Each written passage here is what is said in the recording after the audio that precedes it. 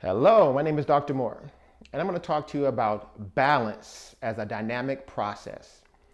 So, if I'm just sitting here talking to you right now and I get up on one foot, I'm trying to balance myself, there's a whole lot going on. I have muscles that are trying to adapt in the situation. We have an equilibrium that's trying to be created between the food that I just ate or the things that I just drank. There's push, there's pull, there's negative and positive. And every second of the day, we're trying to balance ourselves. And the goal is to balance yourself emotionally, mentally, and also physically. And so this particular lesson helps you create what that means to you and help you to develop a plan where you can begin to be conscious in every second or minute or hour of the day on finding ways to create that. Now, in the lesson on mental workspace exam preparation, we brought up the idea of a mental workspace. And the mental workspace is this place in your mind where metaphorically you can think and you can process information. And we actually we challenged you to develop a unique mental workspace for yourself. Now, can we take that idea of mental workspace for exam preparation, for creative visualization, and find a way to use that to create balance, especially when you're under stress or pressure? And that's what we also do in this particular lesson. Now, we use this metaphor in this lesson of a cell, a eukaryotic cell, a multicellular, cell, but also represents your physical body. Now, on the outside, we have all these thoughts that are coming into our physical body each second of the day. They may be positive thoughts, they may be negative thoughts, they may be emotions that are coming in. And in the eukaryotic cell, that nucleus, that represents that mental workspace. So that's like the control center. That's where we process information. And so within that mental workspace, you can either indirectly or directly control outside stimulus and what's happening internally. And we want to be able to figure out ways to make sure that those things that are outside of us, because maybe a professor said something that you didn't like, or someone stepped in your shoe in a way and you want to turn up, that you can regulate that in a way to maintain that balance. And that's part of this idea of winning. Each second of the day, you don't have to react. You can actually become neutral and find that peace within you and create that balance and that tranquility that we all desire. Because at the end of the day, I want you to have a focused mind, and I want you to do the things in life you want to do and win.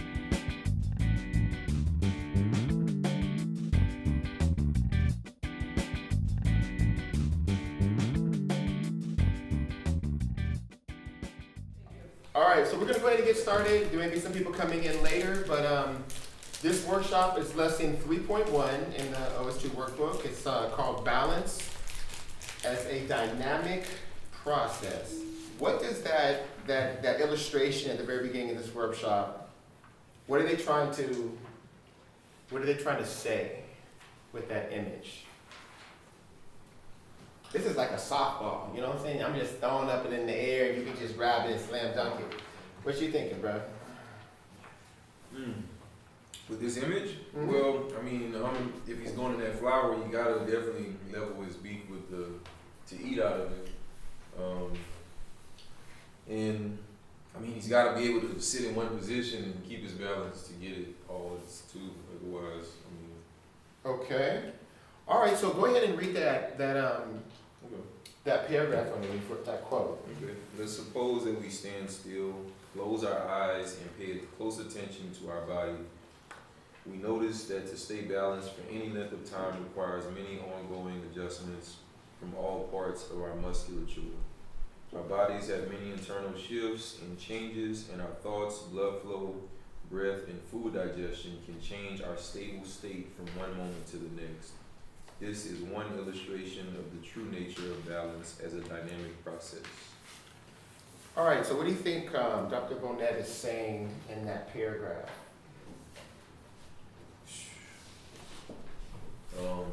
He's said it's dynamic, so it's a lot of things to have a role when it comes to balance. It's a lot of factors to Okay. keep in line. So. Nice. Anybody in virtual land want to throw out what they may think that or add or subtract from that statement?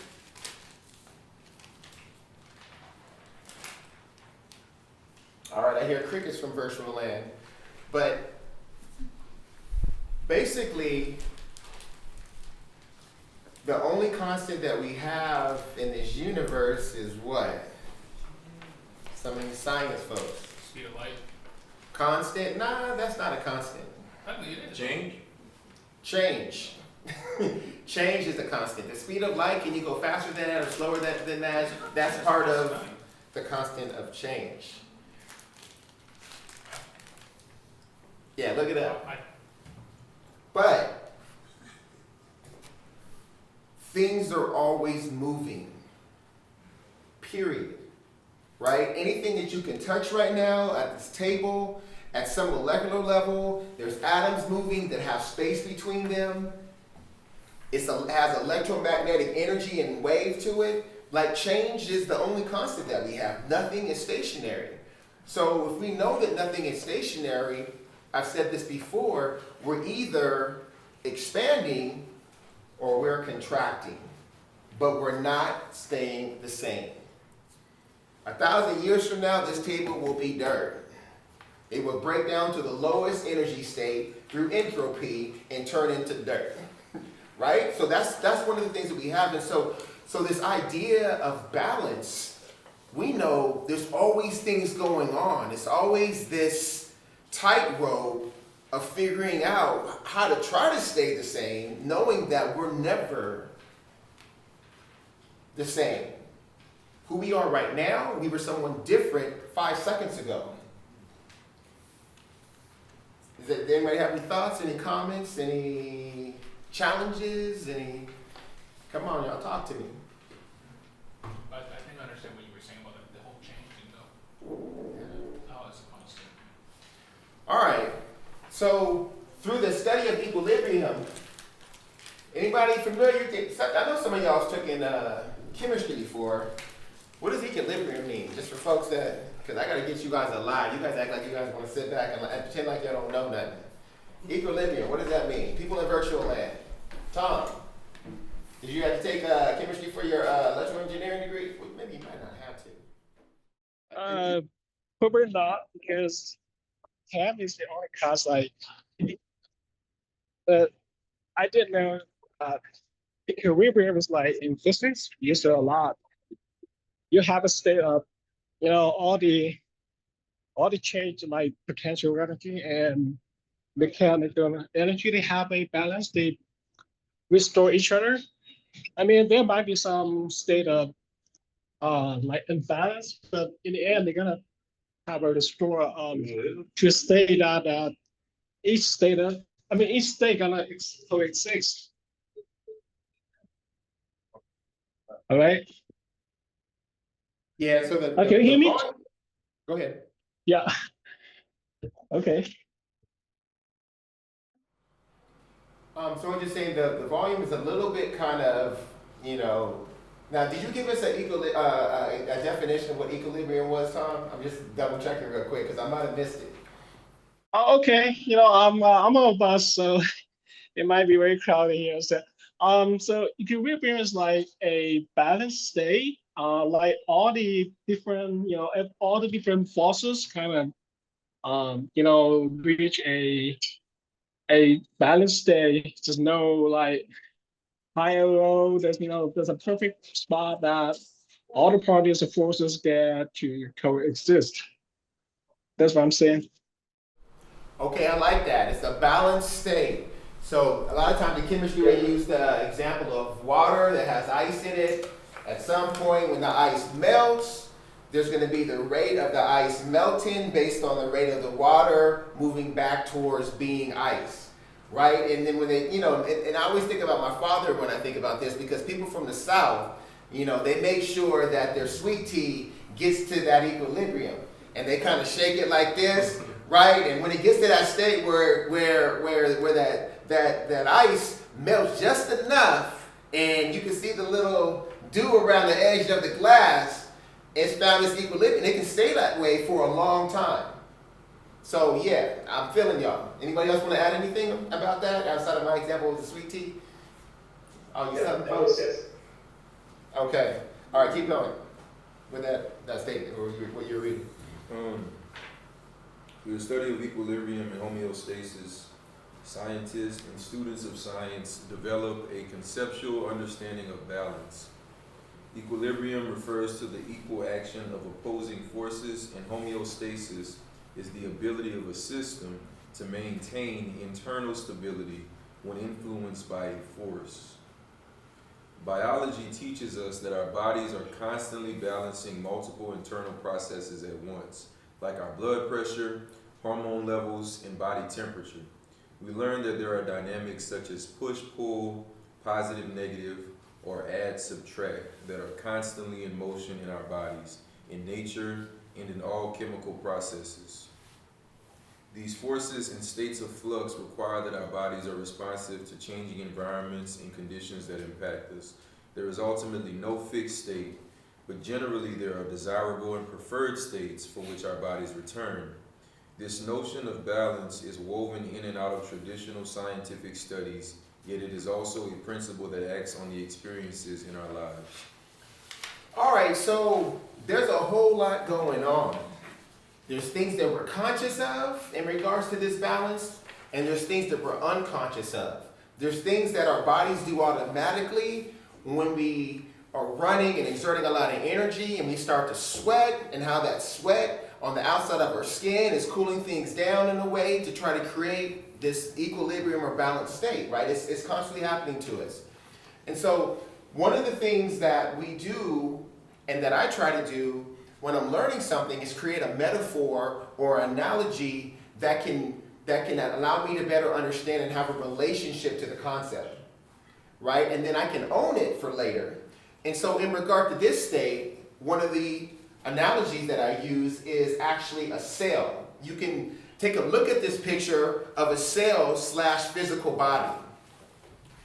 And the nucleus in this picture, which is representation of our mental workspace, that's the control center, right? We know inside a eukaryotic cell, that nucleus, where the DNA is directing everything inside the nucleus, but also outside of the cell. It has all the triggers and information to make things happen, right? So what I'm also saying in this picture is that our mental workspace, where we generate our thoughts and our ideas and think, is that control center for us as well. Because our thoughts have an effect on our emotions and our physical body. Anybody disagree or agree? Talk to me, y'all. I agree. Yeah. All right. Somebody just asked me earlier today if I was stressing. I was having a conversation, but it wasn't really a good conversation. I was trying my best, but this person just didn't get it. And so this person was like, I was taking my jacket off and putting it back on, and then I was asked, "Are you stressed?" And I'm like, I don't know if I'm stressed, because, like, I mean, maybe you might be like picking that up, but I'm not knowing if I'm stressed. I'm just doing it. I'm just like, it's autonomous for me in this moment, but it's still happening, whether I know it or not. And I was just saying why I won't know it, but it could be, And I was asking, was I looking this way before you got here, or did it happen after? When you saw me at first, was I looking stressed, or am I now looking stressed? So because I haven't looked at myself since you got here, so I don't know. Thank you for sharing that, because you bring up a really good point. Sometimes we don't know when we're stressed, and sometimes it's people outside of us that can recognize that in us. Yeah, you do it all the time to me. You do it all the time to me. I'm like, you okay? I'm like, well, I guess now that you mention it. And the thing is that I remember one time when I was studying in school, I was at Berkeley, I was studying for this physics course, and I was in the study group, and I guess I was stressed, right? We had like a midterm or final coming up, and like there was like 5 of us studying, and I was going around the table, like just talking SHIT to everybody at the table. And I mean, the stuff I was saying was hecka funny too. I was like, da da da da da da, and they were like, ah, and I was like, what about you? But I was just going in on everybody. And this one girl was like, Fred, why are you being so mean to us? You're talking smack about all of us. I was like, I am? She's like, yeah. I was like, I'm stressed out. I haven't been to the gym in about a week or two. I was like, but, and that was my way of trying to get it out. Is just, taking pot shots at folks, as we were studying and whatnot. So yeah, it happens. And it just gives us a sense of how aware we are in the moment. Right. And sometimes when we get that awareness that we may be in that state, then at least we can make a decision and do something with it, right? Maybe we can go back to our toolbox that we're going to hopefully talk about and figure out, like, how do we get back to being more balanced and not in survival mode or not, like, about to go off the edge. So this mental workspace represents the nucleus, and then outside of the cell, you see these receptors, right? And those receptors have an impact on what happens inside the cell. So you see that there's thoughts and emotions that are floating around outside of our body. And I really do view our minds, and actually each cell of our body, but our minds and our brains as transmitters and receivers, right? When we think thoughts, we transmit those thoughts out, and then we receive thoughts from outside of us as well. And so these receptors have a two-way street that can have an effect on us and potentially allow us to be more balanced or not. So tell me what you guys are thinking about that metaphor, because I want you guys to try to buy into a little bit so we can kind of like lean on it. Anybody in virtual world, have any thoughts about this?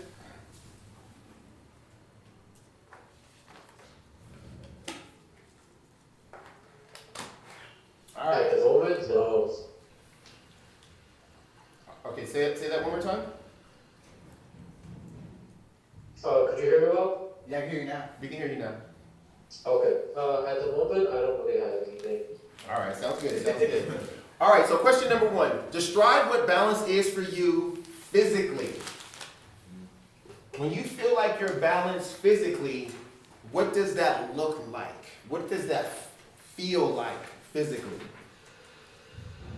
8 hours of sleep. Okay, so when you have 8 hours of sleep, but when you have 8 hours of sleep, what does that feel like? Refresh. Like you can do anything. You just wake up automatically refreshed. Like, Okay. All right, so. The mental clarity. Oh my god, yes. Okay, physically, mental clarity. Okay. Maybe like good posture. It's easy for me to find a better posture. Sometimes that can be hard, but. Okay, so you're saying when you actually have balance, you standing up straight. You're not like leaning over.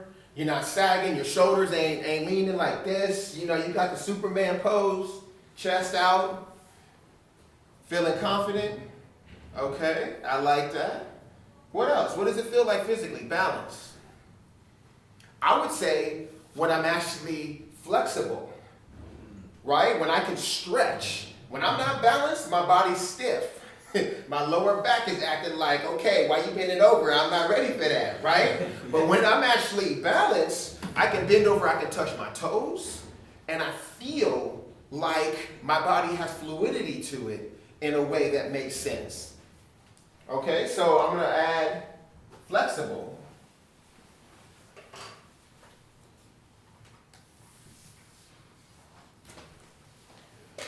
What else? What else does this balanced state look like for us? How about the regular diet? Carry meals on time. Regular diet. Oh, your diet. Okay. Carry All right. meals on time. So, good diet. Less junk food. The food that you actually are eating is actually giving you energy, right? It has vital energy to it. So maybe it's green, and you're getting something from it versus like sugar, fructose, and some sucrose and some other stuff that's like ain't doing anything. Okay. All right. What does balance look like emotionally?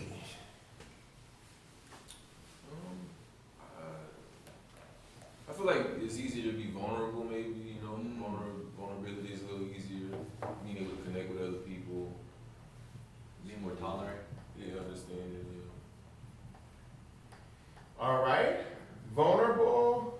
And you said easy connection with others. Mm-hmm. Okay. Like just the social, more social, maybe, you know. Okay. More social. I'm just gonna put maybe less isolated or feeling isolated. Because there's nothing wrong with being, by yourself and being introspective. But when you're doing that because you feel like you want to hide from folks, that's a different kind of energy to it, right? And it happens a lot. Like, for example, I've been a MESA director for a long minute, and, I used to have access more easily to students' grades and the midterm grades and, the grades from the previous semester. And I would see sometimes students in the hallway coming to me, and I'm like, hey, how's it going? They're like, oh, it's going great. And in my mind, I'm like, no, it's not, because I know the grades you got me last test. You're over here fronting. Right? Or there'll be ones where I'm like, how's it? Or they see me and they don't want to deal with me asking that question, so they just duck out. I'm like, damn, they hitting corners in the wind because they ain't ready to kind of face where they at. But either or, yeah. Sometimes folks be trying to isolate themselves and sneak away from some stuff. What else? What else are we thinking emotionally? How do we know when we're balanced emotionally? And I'm just going to throw out there, when we don't react to stuff easily. Patience, right? Yeah. Right? When somebody does something, we can respond to it. We're not just quick to temper, quick to anger. That's not a good look.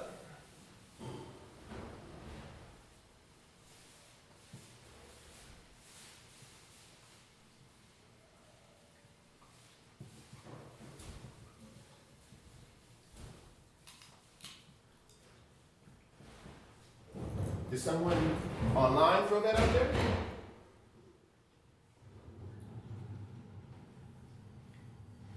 And because right now, we want to spend some conscious time thinking about when we're in a balanced state so we actually know it. Right? Like, because sometimes we don't even really know what that may feel like unless we're conscious of it. Go ahead. Yeah, no, Tom just threw out wholesome peace of mind. Okay. And I know we talked about partners shifting already, but yeah. Good sleep. Yep. That's what Tom said, yeah. I slept for 4.5 hours. Yeah. I don't know how it's wrong. That's not bad, yeah, for sure. I need at least 7. I'm going to throw out also, I know I'm balanced when the things that I'm doing, I'm passionate about it. And I have energy around it, like I'm motivated. Like that's a way of being balanced with everything that I'm doing because I'm juiced and I'm motivated and I'm like, okay, let's go.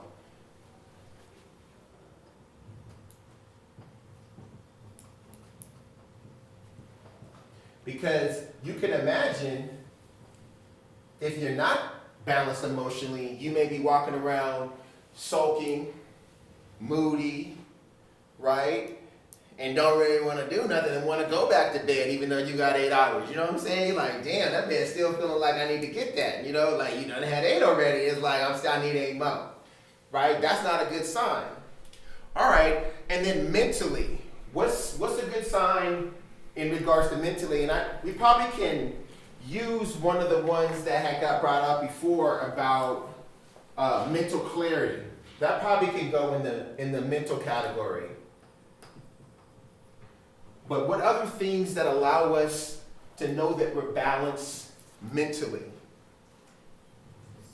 Be mentally strong in general. Okay? Not fragile. Okay, when you say mentally strong, give me some other, I like it, but give me some more descriptions, like kind of Elaborate on that a little bit. Just, being tolerant, hardworking, just all these virtues like patient, just all related to strength, Okay. patience, hardworking. Okay. Patience.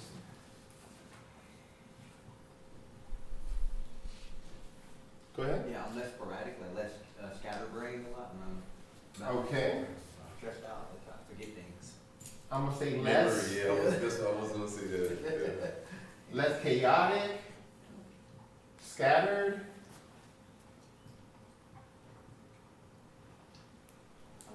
I like was in a jerk. it's kind of like being able to focus rather than. Ooh, yeah, being able to focus. And that's playing off the scatterbrain piece. But I also just say, like good thinking. Right? Like, sometimes when you just got some good thinking going on, you're like, damn, okay. I don't know how the stars are aligning today. I don't know how the planets are lined up, but I'm like, I thought about some stuff in 15 minutes that saved me an hour. And I got some good thinking going on. So, clear, rational mind. Okay. Yeah, I like what you're saying. Kind of like being able to generate ideas and like creativity, related to that. Okay. Good ideas. And just like maybe to be able to understand, stuff a little simpler. Sometimes I can read over something, but if I'm just tired or if I'm not feeling it, I might have to read it a few times before I can really grasp the concept of what I'm coming across. Good judgment as well. Okay. We in the flow now. We got good judgment. And we talked about this a few workshops before. I brought up this idea of we have our 24-hour energy cycle, which is our circadian rhythm, right? Night and day, 24 hours. But we also have a shorter energy cycle called ultradian rhythm. And your ultradian rhythm is your 60 to 90 minute energy cycle. So every 60 to 90 minutes, your thinking goes up like this in a very cyclic way, and then it goes down in a very cyclic way. So for example, the goal for you to optimize your thinking is to understand your ultradian rhythm and when your mind is functioning at this highest level. And sometimes it's hard to figure that out when we put caffeine into our body that kind of masks that a little bit, or we eat things that maybe change that up, right? So that's one of the reasons why maybe for lunch you don't want to eat things that are real starchy and heavy because you're going to get tired afterwards. Maybe you eat a salad and stuff that can kind of give you some energy and burn a little quicker or whatnot. But I was able to figure out my ultradian rhythm actually when I fasted. I did a colon cleanse for a whole week, and all I had was, it was called the lemonade diet. And during that time period, I'm not eating any food, I'm not, taking any, caffeine or any of that. So I knew at 10 a.m. my mind was fired to around 11:15, then it crashed. Then it popped back up around 1:15. Like I knew that cycle because I couldn't mask it. And when I was in my slow period, it was clear to me I couldn't do any good thinking. Right? And when I say thinking, I'm saying like conceptual thinking. In our down periods, you can do task stuff. You can do routine stuff that doesn't require a lot of thinking. But when you're thinking about your creative thinking, right? Or you're trying to understand complicated concepts, you need to be in that upswing. And that's the reason why sometimes we're studying, we're reading a book chapter for an hour and a half in a cafe, and afterwards you're just like, damn, I don't remember anything that I just read. But if you would have shifted that time over 45 minutes and it was in the upswing, all of it would have went in. So it's really important for us when we do have good thinking to maybe even make a data point in our mind and be like, what time of the day is it right now? Okay, it's this time. And just kind of do your own little mental experiment, right?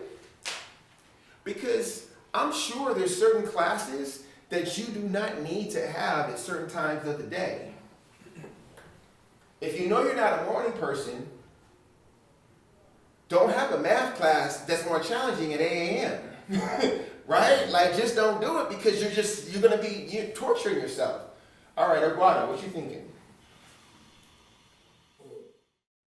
Hello, everybody. I was gonna talk exactly about creativity and inspiration, but the example I wanted to mention is regarding artists. Uh, like for example, singers. We all have, our favorite artists. And I've noticed sometimes you like this artist and you're just waiting for a new song to come out, right? Or something like that, and it doesn't happen.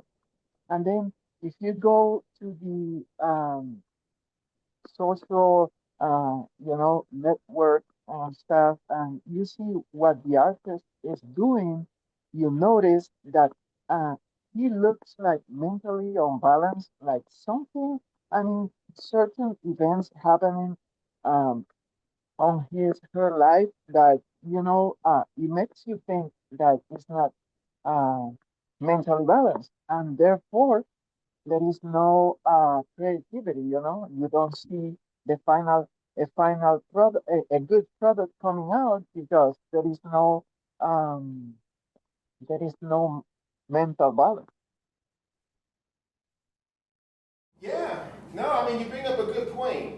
And I guess part of this conversation about this balance is also understanding that we have a cyclic part or nature to us.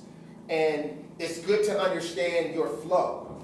And it's good to understand when you have those periods of creativity, like a musical artist, and they can go in at certain times and get a lot out. Like when I'm on this upswing, you put your foot on the gas pedal, you try to squeeze out as much as you can. Right? You stay in that flow as much as you can because at some point it's going to be on a downswing. And we have to be able to tune in and understand ourselves. Hold on. And so one quick example is that when I did research in the lab in grad school, there were certain times of the quarter, I'm not even saying month, I'm saying quarter, every 3 months to a half a year, where however the stars aligned, my mind was like fire. And when I say fire, like my advisor would give me, she was like, Fred, read these 5 articles and come up with a model for me. I'm like, all right, boom, and I would read them, and my mind would just be like, boom, boom, boom, boom, boom, boom. Okay, I came up with this model, this, and she was like, okay, read these other 5 papers and come up with a model for me. And after like a 2 or 3 day period, I would go back to old dummy Fred again, but during that time period, like, my mind was just firing on a whole nother level. And so we were touring with each other, and she was like, oh, it's that time. I'm like, it's that time. She was like, okay, let's go. Let's go, right? Go ahead, Eduardo. And also regarding this short period of that you of I mean strong mental balance that you were just talking, that is short, but it's when the creativity, the you know that when good things happen, I've also wanted to say that hearing from really successful writers or songwriters that they said exactly the same. I have an idea and it's like 2 a.m., but I have that idea and I just wake up. I just stay up and I put it on paper because I know if I don't do it right away, that period that you were talking about is gone, and you just forget. You don't have you know, you don't create from that idea anymore because it's gone, no more. You know. Yeah, no, and it's you know, like I used to do things every day to test myself to get a sense of where my conceptual thinking was. And for me, playing video games, like I have sometimes I don't anymore, but I have video games on my phone, and there would be video games where wherever I'm playing it, I was in that state where my mind could think 3 or 4 or 5 or 6 steps ahead. And there was other times where it's like it was lazy. It's like, nah, I don't want to do that, right? And it let me know in that moment, I'm not doing my best thinking right now. But the times where my mind is firing, like, no, I'm gonna think this way, I'm gonna think that, and I'm going all those steps ahead easily, effortlessly. Then I know that I'm in my upswing, and again, it's giving you a sense of where your mind is at, and where your energy is at, and where your focus, your best focusing ability is at, because you're able to follow your flow and your cycle of energy, right? So it's just something to think about, but it's still this idea of balance is being able to actually ride that wave, right? It's being able to surf it when it's down, and then being able to ride it when it's up. And being how to be effective no matter what position it's in, because you have an understanding of what that balance is in that moment, knowing Han, that the change is constant no matter what, right? It's no matter what. And that's just another way that we can begin to consciously learn how to optimize ourselves, right? That's the goal, is that you can be, efficient and effective no matter what you're doing because you have a deeper understanding of yourself. So question number 2. If balance is a state you can create, what things can we do to create that state for ourselves? We gotta list some stuff. You know what I'm saying? We got a whole list on this board, mentally, physically, emotionally. It seems like there's a whole lot going on, but we gotta figure out how to achieve that mug every day. What you guys thinking? Environment is key. It's probably number 1 for me. Okay, well, when you say environment, you're gonna have to throw some adjectives and some other kind of action words along with it. Well, I mean, keep in good company, people that can inspire you, that maybe challenge you, in the ways that you need the challenge. People that can help you stay balanced. That they might be strong where you're weak, or they can at least help keep you accountable. Okay, good company, I'm gonna say. Good air, Okay. Positive people. All right, what else? Definitely self-care routine, Okay. you know.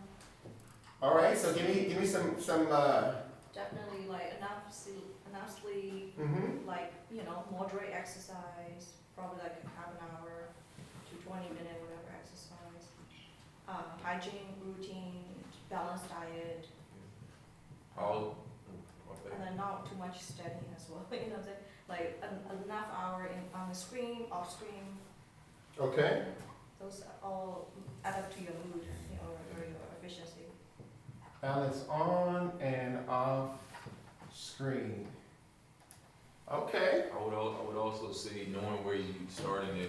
If you have a weakness here, you need to be conscious of that, because that's what you need to work on. Maybe you don't have to overexert yourself where you're already strong, but just finding that, even if it's working out. For me, when I go to the gym, I used to work out and just, I want to get my chest, I want to get my arms, but now I go maybe do more lower back exercise, more hip exercise, just things that'll, keep you in a more, for me it's more balanced. Some people might already be their strong points, but just knowing yourself. Okay. I put knowing weaknesses. I'm also saying bad habits too, because that's kind of part of your weaknesses. We all have bad habits. What else? Anybody else in virtual land, here, physical land? What's going on? How do we try to reach that state? And I'll just say for me, I used to do yoga every morning, 3 days a week before I came to work. So just coming to my breath and resetting my mind, turning the computer off and resetting it, allowed me to be more creative when I got to work. and I was able to stretch, my muscles and contrast my muscles in a balanced way. But just getting offline and actually working my body out and letting my breath go through my whole body and move through all the kinks, all the stagnant energetic areas, right? I'm doing all that with my breath so I can come here and be like, okay, I'm balanced, I'm ready to go. What else? Well, I don't know if I should add, because I keep talking. For some people, like older people, younger people fine. Older people who can't exercise much, intermittent fasting is very good for body and the mind as well. Because if you fast certain hour of the day, you have this adrenaline rush, which keep your mind very sharp. Okay, no, I like that. Intermittent fasting.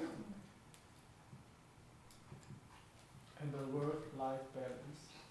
The Say that again? work-life balance. Okay. Time on your work and the time with your family, with your friends. And that's one of those things too, that sometimes we're in this mindset, I need to be hardcore.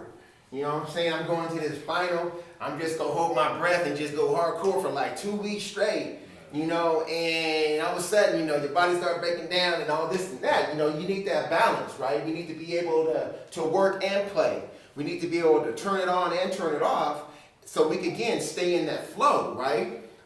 And maximize our good thinking time with our good sleeping time and our good eating time and everything else. Anything else you feel like we need to do to try to stay in that state? Go I ahead. don't know, I keep talking. No, please talk. So, a lot of people have addiction. They don't admit it. Mm-hmm. It could be shopping, it could be eating, it could be drinking, sleeping, anything, like cigarette. They don't think they're addicted, but they're addicted to some kind of something. And if you are addicted, or if your mind is obsessed on something, you're off balance. Okay. Yeah, it's kind of like a mental illness that a lot of people don't see and address much. Manage addictions. Or Some people are addicted to work, some people are addicted to, a lot of things. obsessions too, right? Obsession too, yeah. Okay. It could be anything, obsession with work, obsession.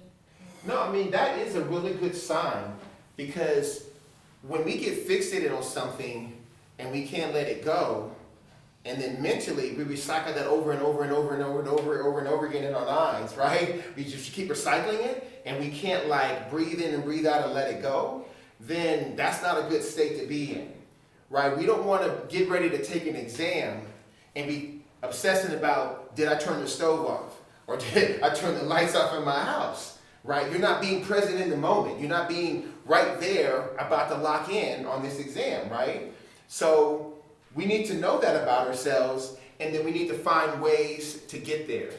But I want to reiterate learning how to come to our breath as a way of slowing the chatter down in our minds, right? They call it the monkey mind, learning how to slow that down. And they say that the average person has between 60 to 70 or 80,000 thoughts a day. More than that.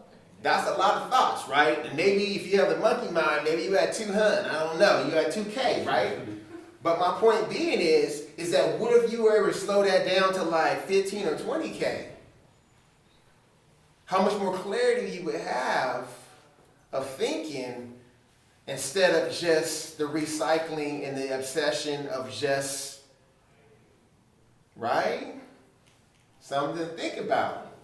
But that's where I want you guys to be. All right, let's move on, because you guys like to talk a lot. God damn it. So, let's think about question number 3. Based on your definition of being balanced, physically, emotionally, and mentally, you want to explain your actions to these situations to maintain that balance. So you have studied about 75% of the material for your math or science course. When the professor decides to give you a pop quiz, that's right, pop, sugar, pop 'em quiz. Given that you are balanced when you walk into the class, how do you maintain that balanced state to produce a positive outcome? Come on, y'all. Don't act like it hasn't happened. And if it hasn't, Don't act like it ain't gonna happen at some point in the future. Because the likelihood and the probability is high as a student of science. How do we maintain? Drink water. What was that? Drink some water. You relax. Okay, so what was the first word you said? Drink some water. Then just relax. Okay, drink some water. Okay. Drink some H2O and relax. So what Han is also saying is bring a water bottle to school because you may need that mug if they say pop quiz. Or you have to go outside the classroom and try to find the nearest water faucet. All right, I like that. What else? I think, sorry, No, good, you good. no, you go ahead, I talk a lot. I think, okay, what you were just saying, breathe, make sure you, keep your breath in check. And another thing is just, you know 75%, so at least just, put it back in your mind. This is what I know, and, tell yourself what you know and kind of go over it in your head so you don't think about what you don't know, So I'm gonna say positive mindset. Own what you know. Is that fair? I couldn't say it better than that. I like that. Well, I was about to say the same breathing exercise, it helped with a lot of situations. Mm-hmm. And then also mindfulness, like, just being mindful where you are, just focus on the present will make you clear-minded. And you can make the best of whatever you do. All right, so what I like about what we have so far, if we got some techniques for the mental, right? We got some techniques that make sure we can focus our mind, we have a positive mindset. We got some techniques for the physical. You know what I'm saying? We talk about drinking some water. We talk about getting our breathing on. Anything else we can do for the emotional piece? Just walk out. Just That confidence.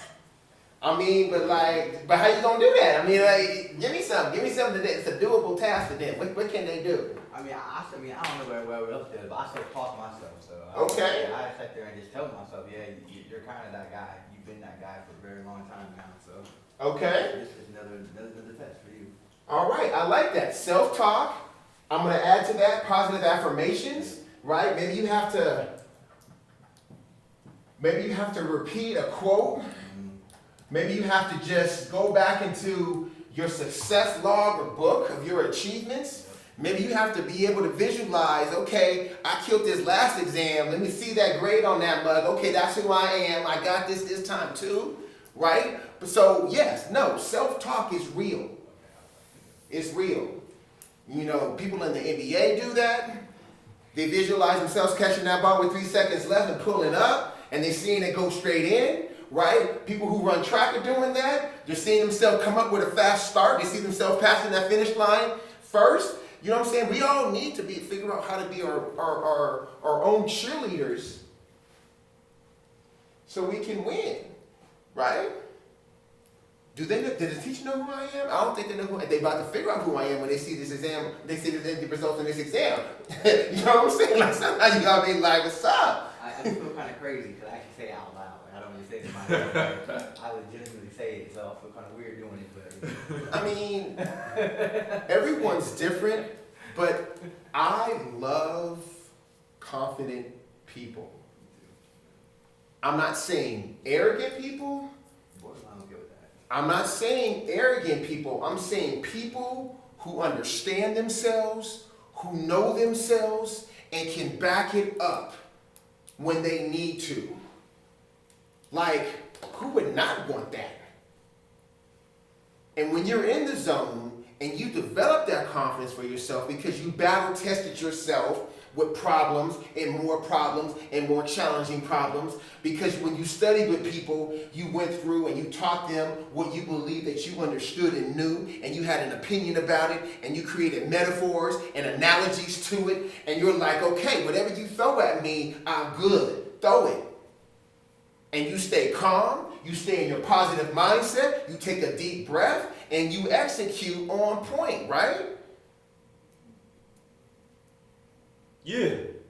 That's what I'm saying, right? That's what I'm saying. Because back in the day, I mean, when I had all those elements together, I would just finish my exam and I would go in front of the professor and I'd be like, mark that an A. And I would just spit it on their desk. And look at me like I was like, and I'd be like this. Mark it. We good, right? Just trust me on it, we good. And then look at that, and I was like, at the beginning, I was like, that's what's up, right? I mean, it was like, I knew. Everything made sense to me. I just flowed through the problem. And I was able to convince myself to the 99% that like I was good. But I had tested myself along the way, and anytime the things that didn't quite make sense, I didn't gloss over them. I'm like, no, I need to focus on that because that small little bit may blow up into a whole lot, right? I went through and I did the work. But what we're also saying is if we're not balanced along the way, not only when we're studying, but when we take that exam under pressure, we're not going to be able to execute to our highest ability, right? Talk to me, y'all. What y'all thinking? I would talk about some strategies that I typically go through the syllabus at the beginning of each semester for each course.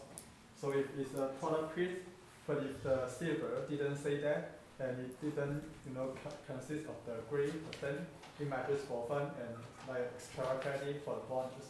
So I don't need to worry about it at all. Yeah. I just try my best. If it do consist of the grade percentage, I'll take a look how many percent of the quiz. If it's just like 5% or a very small amount of the percentage, I'll just say try my best to do it. Because I already know like 75% of the material. Take the pressure off. I feel you. Yeah. We all have to figure out what things that internally allow us to operate at our best, right? We have to figure that out for ourselves. And there's a reason why two different people can have the same intelligence and they're medical doctors, and one's a better person to work in the ER and another person is not. It's how we manage that pressure or perceived pressure and can execute. It's not about intelligence, but we're attaching it to this balanced state, right? That we can be in, just like Steph Curry, when he's hitting those shots, he's in the zone. He's in that Zen state. And that basket begins to look bigger, the game slows down, and he's able to stay in that longer than the average person, and that's why he's exceptional at what he does. Go ahead. Oh, yeah, I was one point I was saying, what you're saying, is a lot of people have like similar IQ or higher, but when it comes to like performance or work-wise or when you're talking about that case about some doctor can work in emergency, some can't, because they don't have the sense of what they should do at the right time, at the right moment, because they don't have the strong EQ. It could be a strong EQ. It can be a combination of a lot of things. And we're not saying one doctor is better than the other. It's just what is their purpose, and to fulfill that purpose, are they in the right environment and profession and or program to do that, right? Because we're all different on purpose. And I really believe that we're different on purpose, so as a collective, we can make sure our society and world is good, right? We need diversity of personalities, of thinking or whatnot. But yeah, there is a lot of folks that have a high intellectual prowess, as you would call it, or abilities, that sometimes have low emotional intelligence. But if they can solve a math problem that other people can't solve, we still need them. I'm not mad at them. I still want you on my team, right? And we have other folks that maybe can't do math at that level, but can understand it, but have a higher EQ, but they can lead a team, and they can be and manage other folks to make sure things get done. So my whole thing is like, we just got to figure out how to work with what we have, make sure we have the right pieces around us. You stay balanced and not flip out, because the people around you may take their charge from you, and everybody win easy, right? That's my favorite quote to my kids. You can either win easy or you could look real good losing. Go ahead. Like what you said, I feel like it's really important too, like you said, having those people around you, because you can learn from another person. You remember that this person helped you here, and that can make it easier for you to remember this and like just know it. And then another thing too, even about the quiz, it's like if you know 75%, you know, like we said, I said too, we focus on what we know, but then a lot of times when we taking a test, we'll find a hint inside of this problem that now I remember this, how to do the rest of the stuff. So sometimes just looking kind of thorough, even though you think you don't know it, like really like read it and, you know, go over it a couple times and come back to it if you have to. No, that is a proven test taking strategy. You know, you're looking for Easter eggs, you know, and some other problems, and you loosen up your mind and just kind of letting it go in the background to do its thing, instead of like maybe putting too much pressure in that moment. All right, so you have engaged in a challenging calculus problem for 10 minutes. You are unable to solve it. What tactics do you use to maintain balance both emotionally and mentally to solve the problem? It's been 10 minutes, and to you, that's been eternity. What you thinking? I just get up and walk around. Okay, no, that's a good strategy. Sometimes we have to get up and walk, stretch, move our bodies, right? I like that. What else? Anybody in virtual land?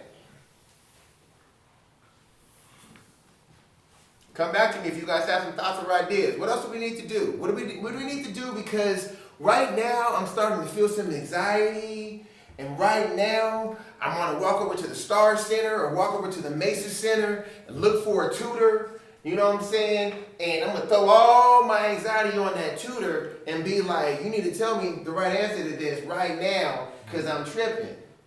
Right? I'm not saying none of y'all, I'm saying other people, right? And then what I'm going to do then is they tell me the answer because I try to bully them into it. I'm going to remember everything they say, even though I never really thought about it and understand it deeply. I'm going to remember everything they say and hope that I can regurgitate that if I see another problem like that again on the exam. Then get my feelings hurt when the teacher does the two-step and they put a little twist on that mug, and you'll be like, damn, how we didn't learn this? Right? Because all you did was memorize exactly what that tutor or professor told you to do. So we're going to try to stay away from that, and we're going to figure out some strategies to make sure that if we go to a tutor after 10 minutes, what's going to be our approach to be balanced and still do active thinking and not passive remembering of concepts that we don't understand. What you guys thinking, y'all? I haven't taken calculus yet, so kind of limited. Think about whatever math you're taking now, bro. Just you know, you've been battling with a word problem for 10 minutes. Like, what's up? What you do? I'll probably read over it again and just make sure I'm understanding it right. Definitely start over again from the beginning and just try to get a different understanding. Because it's usually just probably one word or something small that you miss, you know? Okay. Are you gonna go outside of yourself, or are you gonna stay internal for this? Well, I mean, like when you say I wouldn't want to get it out of my face for a second, you know, kind of definitely still breathe again, and you know, like, but that's really the best I would have. I mean, if it's another one to go to in the meantime, maybe come back to it if there is more to do. You know, if it's the last one and you've been over it and back again, or, you know, I mean, like how much time do you have? You know, but other than that, Okay. I made the exact same mistake when I'm taking my circus analysis class, which I'm very weak at. I would just spend like 10 minutes, 30 minutes, try to figure out one problem. I didn't even look at the whole thing. I was just like obsessed with trying to, I think I know it, and then I don't know why I didn't get it right. It would just, I should have skipped it and go to the problem, which is easier for me. But I would, you know what I'm saying, exam strategies or whatever. Yeah, no, you bring up a good point. And so this is the thing, and this is part of us integrating some of the good advice that we've given to ourselves over the course of this workshop. Because a lot of times when we fixate on something, there may be emotional components that's causing us to fixate on it because we feel like we're less than. We may have a part of us that feels like we're not smart enough to figure it out. So I'm going to be stubborn about fixating on it instead of figuring out how to have grit and persistence and maybe still find a different way. Right? So when we're sometimes overly fixated on something, we have to get a sense of where a root of that's coming from, and we may have to do some self-talk, and we may have to do some positive affirmations to ourselves to be like, calm your tail down, take a break, right? I am smart enough to figure out the answer to this. I need to relax, breathe, and let the answer come to me. Right? There's affirmations that we could use to try to help us out. So, quick side note, in the OS2 curriculum, the lesson on potential management, there's a lesson on potential management where I actually have students work through these 8 affirmations over the course of 40 days. So 8 times 5, you end up doing each affirmation 5 times. You meditate on the affirmations for 10 to 15 minutes a day, and then you write up whatever bubbles up in you as you repeat these affirmations. And these affirmations are all geared towards you having confidence in your abilities and all of them, that you are smart enough, that you are capable enough. And what I've learned, because I've done that exercise a handful of times, is that when I'm in a high pressure situation, those affirmations come to me right away. It's like, no, hold on, ice cold. No, you got this. Calm down, breathe. All right, let's go. And I can respond faster instead of spiraling faster down the rabbit hole that's not going to bring you to where you want to be at, right? Talk to me, y'all. Yeah. What y'all thinking? I like that. I mean, it's if we out there and, you know, there's a whole bunch of shows, I don't watch TV like a lot of other folks do, but there's a whole bunch of survival shows, and you out there, I don't know, butt naked in the wilderness. They got shows where people are out there naked, surviving, and afraid or whatever. I don't know if seriously, like, it's like easy money and you lose weight. But my point being is, if you butt naked and afraid, and you had to jump into a hole, you know what I'm saying, to survive because you got some animal running after you and you ain't got no food, you can't freak out. You know what I'm saying? You got to be like, hey, I got to open up my eyes. My pupils got to get big. I got to figure out what's going on around me. I got to slow things down. I got to focus, right? All right. So, yeah, we having a whole lot of fun today. All right. So, number 5, it's Friday, and you have scheduled 4 hours with your study group on Saturday to study for a biology exam on Monday. Saturday is the only time you have available to study because you work all day Sunday and have additional responsibilities. Unexpectedly, you have a family emergency and you can only study 2 of those 4 hours. How do you deal with this situation knowing that the 4 hours you allocated to study for the exam would have been the exact amount of time to master the remaining concepts to get an A on the exam? How do you manage your mindset and maintain balance so that the time you do have to study on Saturday is productive? That's right, we're bringing up real life scenarios. Should I start?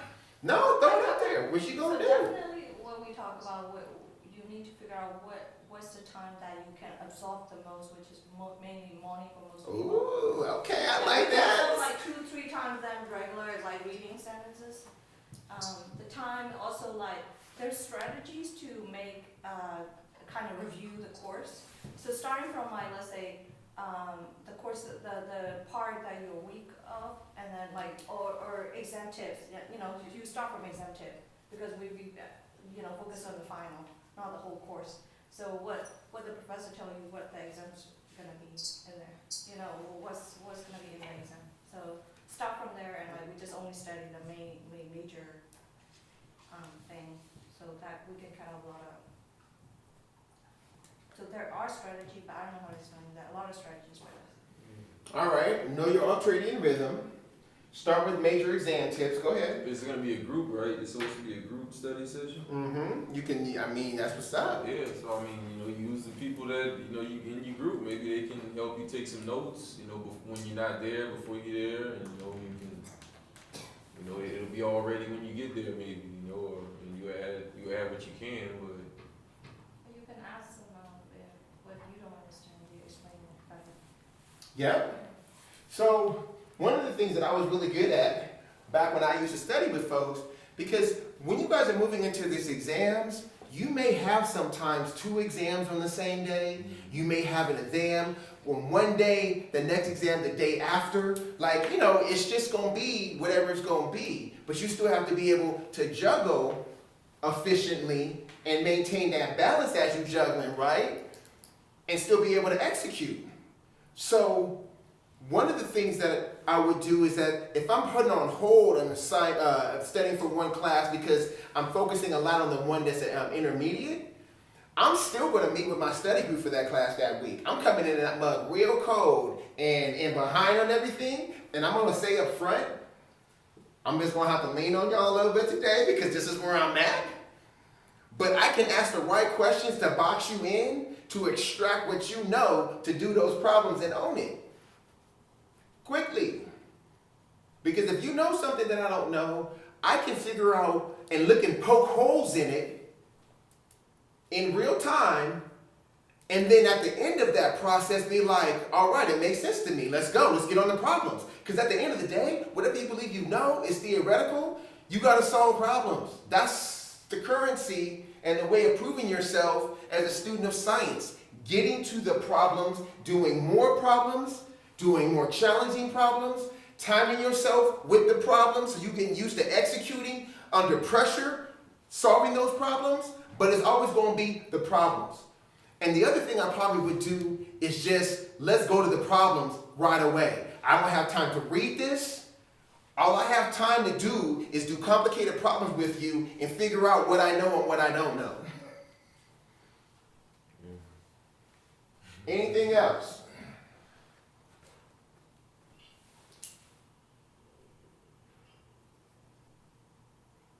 Well, I don't know if it's too late for this case scenario, but usually not being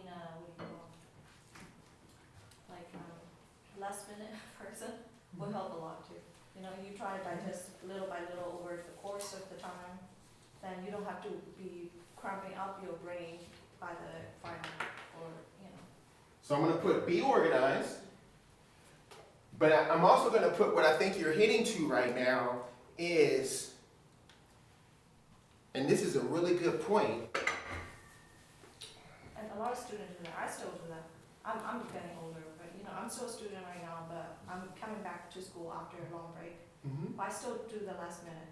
I have a lot of time, I just do whatever. And then exams due today, I just do it last night, 2 exams. I still get it done, but still, it's not a real good. All right, so there's a couple things. We brought up know your ultradian rhythm, right? So know your ultradian rhythm, get organized, because maybe you can cover all of what you would need to study in 2 hours in that allocated what normally would have been 4-hour space. Because you have strong clarity of thinking and you know exactly you're on the upswing, period. You're like, oh, I'm on the upswing, I'm about to get this. And 2, we have photocopies of the problems, they're all laid out, let's go. And I'm going to take me a 15-minute break in between, about an hour and 15 or 20 minutes into this, get that, walk around, come back, and slide out that last 35, 40 minutes, and I'm good. Drop the pencil, let's go, right? I'm just saying, that's what we try to do. We ain't playing no more, we focus. It's hard for me when I'm doing something that I've never done before to procrastinate when I have to understand something complicated and I have to own it. When I'm doing things that I've never done before, I give myself more space than I need. I give myself more space. I need more space. Once I've done something and I understand my approach and steps to it and it was successful, then I can lock in how much time it took me to do it and I can manage that appropriately. But I was one of those students where I paid attention to how much time it took me to do everything. It took me exactly an hour and 50 minutes to read this book chapter. It took me 2 hours to do this problem set. I paid attention to that time in a very, very conscious way, so I could better manage my time, especially when I'm under pressure. But if I'm doing something new, it's like I have an idea, but I don't have any data points. I don't have any real data points, and what I don't want to do is undershoot, right? I would rather overstudy and be over-prepared and get a super duper A, knowing that maybe I wasted some time, then under-prepare, start off with a lower GPA, and then be like, damn, now I got to catch up because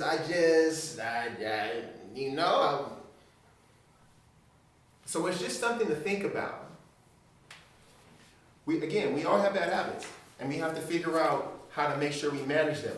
Is there anything else that we would do to make sure that we can maximize the 2 hours that we have for this, knowing that we had allocated 4?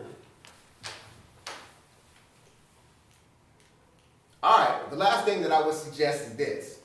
The night before I went through to study those 4 hours on Saturday, I would visualize myself in my sleep, understanding everything in that time period. I would see myself at the cafe, in the library, wherever that place is. I would sit there and tell myself, you got this, it's going in easy. I see that, I understand that. I would see myself locking in. And at the end of those 2 hours, telling myself, I know it all now. And I am confident with what I know. And even if that may not be the case, fake it till you make it and claim that. So you can come into that exam on Monday being like, I'm ready to go. And whatever gets thrown in front of me, I'm going to relax, I'm going to breathe, and I'm going to manage my way through this with the things that I feel like I understand and know, period. All right, any thoughts, any comments? It sounded good, like the part about visualizing yourself doing it, because it's on your mind to do it. It's you're looking forward to it. So now you're excited about doing something. If it's been on your mind for that long, you even psych yourself into it. I mean, it can make it that much easier to really engage once you're doing it. I never tried that, but it sounds good. So. We got some techniques. When we get into some stuff next semester, the intellectual section, yeah, the visualization piece is real. Yeah, and all right, well, the last page of this is something that you don't have to do, but it's something that if you choose to do, may be a benefit. Maybe not now, but maybe benefit to you in the future. But it's developing a 5-step plan for balance. And so it has you know what nurtures you. So step 1, and this may be something that you may have to do for yourself going into these last week and a half, 2 weeks of school, just so you put yourself at your best, right? We're really trying to figure out going into these finals, maybe you have to prep your food for the week ahead of time. Right? Maybe you have to spend an hour and a half and go to the farmer's market and get yourself some vegetables and stuff, and not Snicker bars. I know Snicker bars is like a meal. Trust me, I get that. But maybe you may have to, find yourself some apples and some other things and some nuts or whatever, so you can actually have yourself on point. But know what nurtures you. Because if you're the kind of person that maybe sometimes has some anxiety, but a salt bath relaxes you, then you may have to be like, I'm going to take me a salt bath every day, right? I mean, whatever it is. Ain't nobody judging you. It's really just about you, right? No one really gonna know what you're doing. You may have to make a schedule of self-care. What things you can do on a daily basis or a weekly basis. Maybe on a daily basis because you know maybe during finals week, you may not take the time to go to the gym. You may be like, okay, well on my lunch break, I'm gonna walk around the school a couple times. You know what I'm saying? Just to kind of get it in, and I'm gonna walk and talk, right? I'm gonna put my headphones on, I'm gonna put some really good music on, and I'm gonna exercise a little bit. Or maybe I'm gonna wake up and maybe stretch a little bit for 10 minutes before I take a shower in the morning. I mean, whatever that is, just kind of pre-think it out and figure out a way to have a game plan. So, you know, that's what it's about. You're gonna have to be able to identify which habits to avoid. Again, for me, it was video games and music videos, but for you, it may be being on your phone with all the other distractions that you have on it that I didn't have way back then, right? Maybe you don't need to be swiping left or right, you know what I'm saying? Maybe you just need to just go ahead and turn that phone off, period, when you're studying, and turn that bug back on because it ain't that serious, right? Don't respond. Right? If the person you're not studying with them, you don't need to talk to them until you're ready to talk to them. But my point being is figuring out what things that you know that you have to identify to stay away from because it tends to drag you into an area that's not productive or into procrastinating on something, right? You may have to know when to be counterculture. So counterculture is everybody else does this, so that means I should be doing it too. No. Right? This isn't the herd mentality. We're not in high school no more. We're just not following the herd because everybody else is doing it. We're actually figuring out, no, that's probably not a good look for me right now. You know, maybe I shouldn't take those no-dos. Or maybe I shouldn't have drank that second can of Red Bull or Celsius or whatever else it is because I'm up right now, but I can't do no good thinking. I'm video game up, right? But I'm not like up where I actually can conceptually think about some stuff. And we know the difference between that, huh? Don't we? I know the difference. Yeah. I got the sticks in my hand, I'm not thinking about some stuff, I'm just up. Versus, I can solve this problem. And then the last thing is, in case of emergency, how to break glass. If there is some kind of crisis that comes up, what things can you do to get yourself out of it? And maybe you have to have somebody who's not studying with you, that's your family member or friend, being like, come on, you stressing right now, bro, let's go. Let's go to the beach right now. We're gonna put our feet in this water and calm down, and you still got this, right? Sometimes you just need somebody to be able to help create that balance for us when we're just in it. We're in the thick of it, right? Any thoughts, any comments, any questions? What does the counterculture is that for me in the step 4 right here with counterculture? It's knowing when not to follow things that other people are doing, like that may be bad for you, and saying, no, I'm not going to do that. And so when I say counterculture, it's more about everybody else is doing this, and it's this idea of the herd mentality where the whole herd is going there because there's one person that has a bad idea and convinces everybody else to do it. And then they all get in trouble because they listened to that one person who was the leader who made bad decisions. So being counterculture is saying, nah, I'm not gonna do that.